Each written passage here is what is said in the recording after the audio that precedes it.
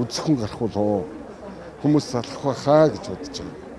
Тэгээ энэ жилийн энэ сонгуулийн онцлог ерөөсөө л ийм болж байна гэж хэлэх гэсэн. Шинэ нөхцөл яг хөө үнэхээр энэ нийгэм улс төр эдийн засгийн амьдралыг шинжилэл гэвэл одоо тэгэл шинэ нөхцөл тэгээд илүү анхаарал тавьсан дээр багт. Одоо бас нөгөө сурталчилгаа хийж болохгүйгээд ерөөсөө энэ юм ярьж болохгүй гэдэг тийм хууль журам дүрм гаргачихсан. Гэхдээ юм ярихгүйгээр яаж хүн өөрийгөө таниулж мэдүүлдэг, яаж 21 хоногд энэ хүмүүс хөтөлбөрөөр таниулж мэдүүлдэг. Өнөөдөр Америк нэгдсэн улс сонгуул хийж нэг бүтэн жил одоо сурталчилгаанууд хийж байна. За дээр нь энэ ер нь сурталчилгаа гэдэг нь намын лидерүүд мэтгэлцээнүүд хийх ёстой шүү дээ. Ямар ч мэтгэлцэн байхгүй. Тэгээд нэг нэгээр энэ тэнд очиж худлаа ярьдаг. Иймэрхүү юм болоод байна. Тэгэхээр энэ мэдээллийн хэрэгслэр энэ сурталчилгааг яаж соёлтой төвшөнд оруулах вэ гэдэг асуудал их өгүүлэгдэж гаргаж байна.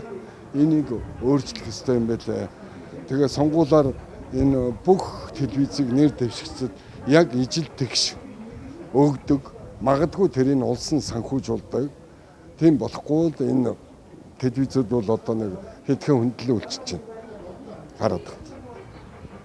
Таны намын хувьд бол дөнгөж сая бах хурлаа зохион байгуулалт гарч ирлээ. Энэ хугацаанд зүйн цэгийн сая шууд амжуулж байгаа шүү.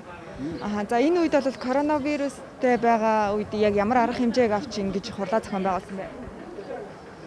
Гэхдээ мэдхгүй энийг манай эвслийн зохион байгуулагч нар зохион байгуулаа зураг авч байна. За тэгээ нэг масктай 2 метртэй юу ч гэлээ нэг бага юм ярьдаг үстэй одоо тэрийг л нэлээд сахиж байгаа харагдаж байна. Тэ болж байгаа юм. Тэгээ бид нар ч бас нэг ядад сонгуульд орох юм чинь батарей татуулдаг байна чинь. Тэгэхгүйгээр одоо хинбэ гэж сонгуульд орно гэдэг чинь бас арай л гомдмоор байлгүй. Тэ. Яа мэдээлэлсэнд баярлалаа. За баярлалаа.